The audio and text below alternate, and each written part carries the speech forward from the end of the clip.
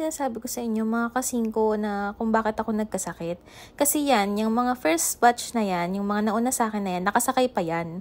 Nakasakay pa sila sa bus. Tapos, nung ako na yung umusog, nandun na rin ako sa labas. Grabe, naulanan ako. Tapos, ang tagal ko dun.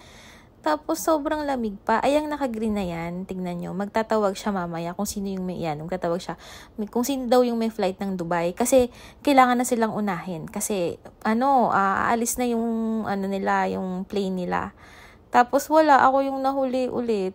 Pero, kawawa rin siya kasi napagbuntungan siya ng galit ng mga tao. So, ako nagagalit na din ako, pero tahimik lang tayo kasi naaawa rin ako sa kanya kasi hindi naman niya kasalanan. Kung wala talaga sigurong makontak, kaya siya inaaway ng mga tao. Pero, gets ko rin naman yung mga tao, may iwan sila. So, sa wakas natapos na din. Grabe, late kami. Super late.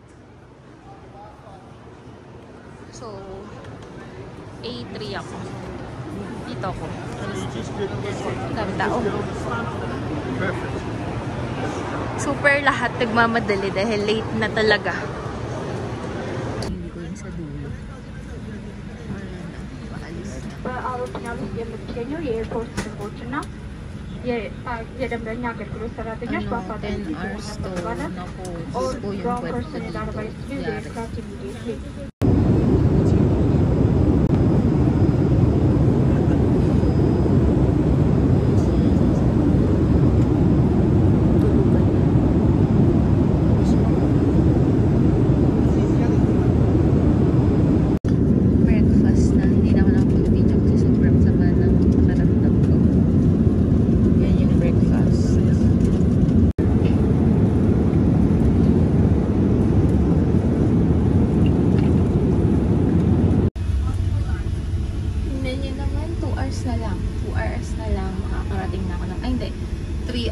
Makakarating na ako ng Pinas. Tingnan nyo naman yung itsura ko. Latang-lata na ako. Nag-eskinol na kasi ako eh. Nag-eskinol ako. Tapos, mamaya mag-baby powder na lang ako pagdating ko ng Pinas. Tapos, grabe diba? Tapos, nag-toothbrush na din ako.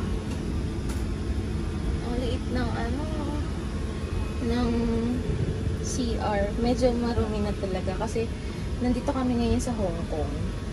Yung maglilinis. Nag-CR lang ako sa loob. Para makita ko na yung itsura ko. Parang buhay pa naman ako. Kanina, parang nagkasakit ako. Uminom ako ng BioFlu. Tapos naging okay na ako. Konting kembot na lang. Nasa labas na ako. Sige na ako. Nagdala pala ako ng gamot sa malaria. Kasi at least may reserve, diba? Kasi yung malaria sa akin, malala, diba? May pagdadala na hospital. So, dapat pag magbabakasyon kami, lagi kami may dala nito.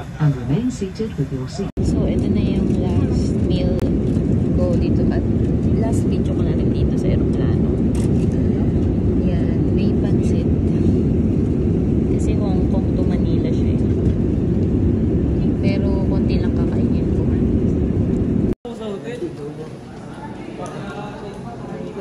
So, nandito na ako sa Pinas. Actually, ito yung gusto kong bilhin, yung maliit na jeep. Tapos, nadalhin ko sa Africa.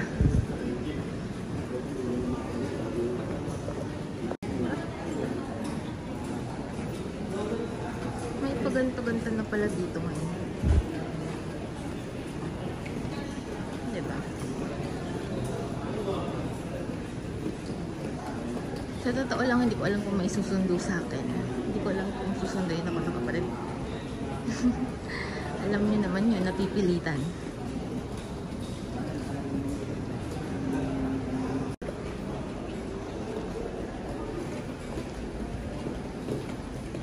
Kaya yan, mga prints ng mga ethnic prints, gano'n. Hindi ko sure. Inaantay ko na lang yung baggage ko, tapos makakalabas na rin ako.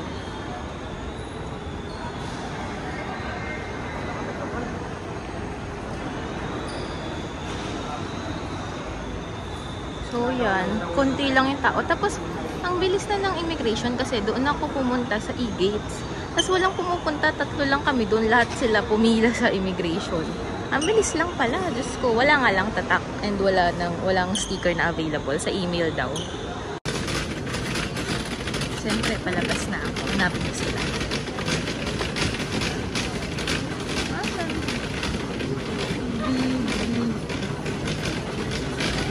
Dito. So, ayan.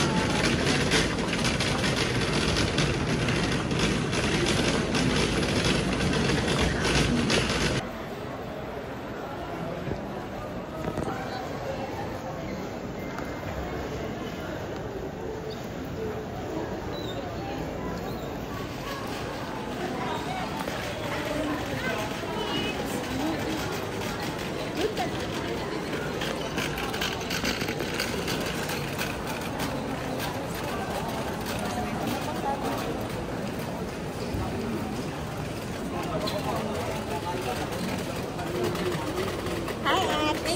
Welcome home, Ate. Ginalgan mo naman masyado mag-video.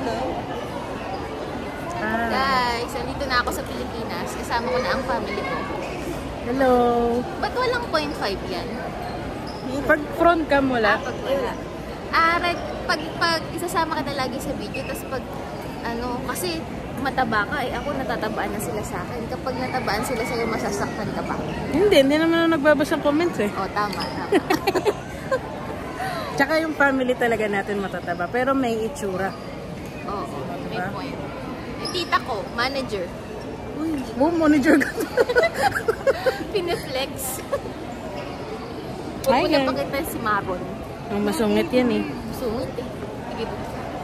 Pakita mo. Pakita mo. Ganun mo na. Wag na daw. Nag-aantay kami ng Grab. Ang init. Grabe. Haggard na haggard Mas na. mainit ba dito, te? Kesa sa Africa? Oo. Kasi doon may hangin. Dito wala. Ang init. May hangin naman. Mamaya na ulit guys, ha? Papakita ko sa inyo kung ano yung first meal ko dito sa Philippines. Bye. Bye! Electric pa na nalagyan ng yellow. Ulit. Ayun, ulit. So, ito yung una kong kakainin dito sa Pilipinas. Ayan. Sinigang. First meal in the Philippines. Usually, mang inasal, yun yung gusto kong kinakain or baliwag. Pero ngayon, nagluto ko yung kapatid ko. Ayan. 'Di ba? May pa-surprise sila sa akin. Thank you!